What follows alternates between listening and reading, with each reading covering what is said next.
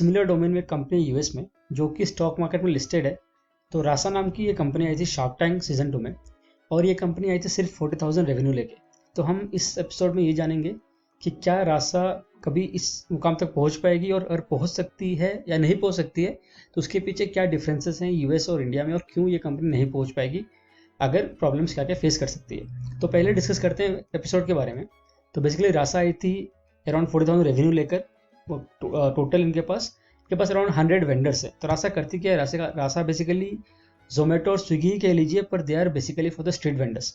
तो street vendors अब इसके प्लेटफॉर्म पर रजिस्टर होते हैं और उनका मेन्यू वगैरह सब ये अब जोमेटो स्विगी अपलोड कर देती है। They are kind of mediator between Zomato Swiggy and street vendors. So और खुद को बोलते हैं टेक कंपनी है। तो basically tech company which connect the people with Zomato and Swiggy.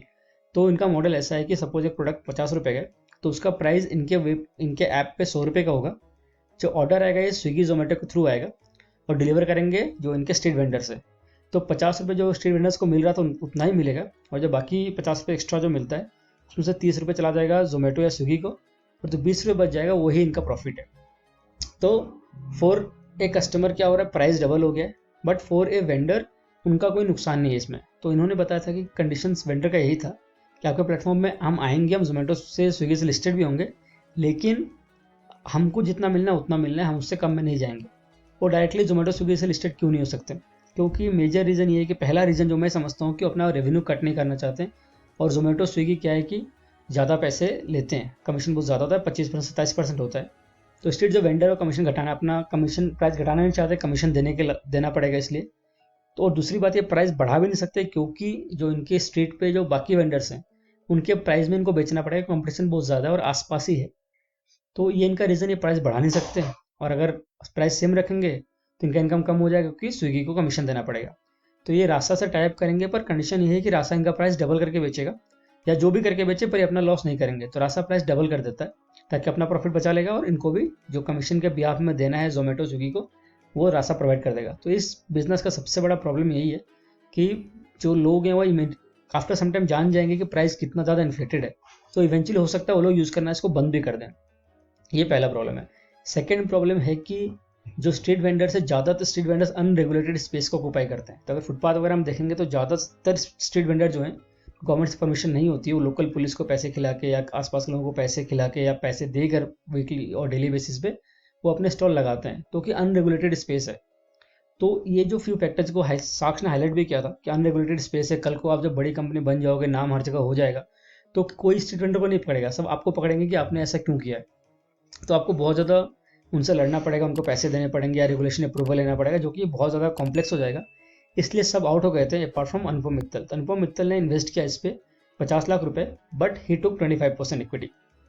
इनका आस्क था 50 लाख रुपए, पर इनका आस्क था 5% इक्विटी पे। तो बेसिकली 10 करोड़ का वैल्यूएशन था, जो कि बहुत ज़्यादा है। 40,000 रुपये का revenue, it's not that it's रासाज रेवेन्यू, इट्स GMV।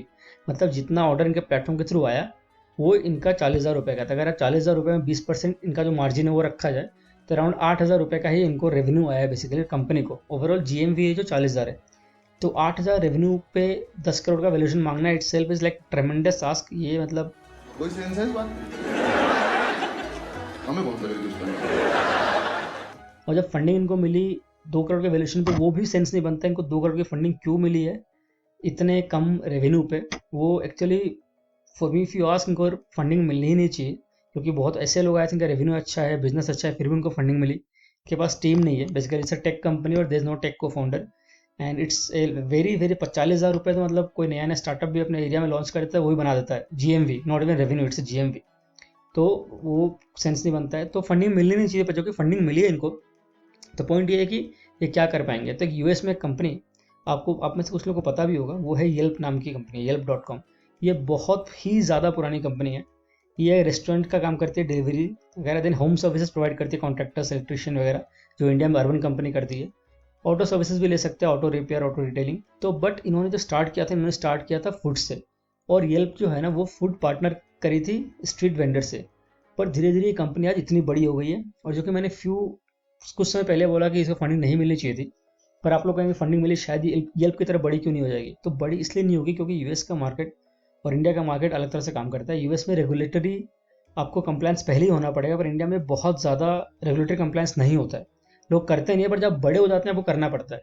तो इसको प्रॉब्लम क्या होगा, पहले इसको बड़ा होने में प्रॉब्लम होगा, जब बड़ी हो जाएगी तो कुछ लोग इससे प्लेटफॉर्म छोड़ देंगे, क्योंकि लॉयल्टी जो होता है स्ट्रीट वेंडर्स में कम होता है। अगर इनका कोई कमीशन 50 रुपये ले रहा है, कल को कम लेगा, ये छोड़ के निकल जाएंगे। और तीसरी बात है कि इंडिया यूज़र बेस को आपको मार्केट में लेने के लिए बहुत डिस्काउंट देना पड़ता है, because India is a price sensitive market, जहाँ डिस्काउंट ज़्यादा है लोग वहीं जाएंगे। तो ये कंपनी इतना बड़ा होने के लिए इसको बहुत सारे स्ट्रगल पार करने पड़ेंगे, तब जाके ये हो सकता है इतनी बड़ी हो जाए। स्ट्रगल जैसे रेगुलेटरी अप्रूवल, पहला स्ट्रगल जो कि मेजर स्ट्रगल है। Second, to buy loyalty from two sides, both from the supply side जो कि स्ट्रीट वेंडर्स है, both from the demand side जो कि कस्टमर्स हैं। अगर प्राइस इतना ज़्यादा करके बेच रहे हैं आप, तो कभी ना कभी कस्टमर्स को पता चल ही जाएगा कि आप महंगा बेच रहे हैं। तो ये कुछ चैलेंजेस हैं बेसिकली, जिसके थ्रू रासा को हो सकता है सक्सेसफुल ना हो। और मेरे हिसाब से इस पर्टिकुलर शार्क टैंक का सबसे खराब इन्वेस्टमेंट रासा हो सकता है अनुपम सर के लिए, और ऐसे total overall shark tank season 2 के लिए सबसे खराब इन्वेस्टमेंट रासा ही लग रहा है मुझे पर्सनली अब तक का। तो आपको ये वीडियो कैसा लगा, आपको रासा कैसा लगा, उसके बारे में आप क्या सोचते हैं, ये आप कमेंट सेक्शन में बताइएगा। और वीडियो कैसा लग रहा है ये भी आप कमेंट सेक्शन में बताइएगा। और आप चैनल में नए हैं तो सब्सक्राइब कीजिएगा, शेयर कीजिए वीडियो को दोस्तों के साथ, और अच्छा लगा तो वीडियो को लाइक कीजिए। तो thank you so much for watching, stay happy, stay safe.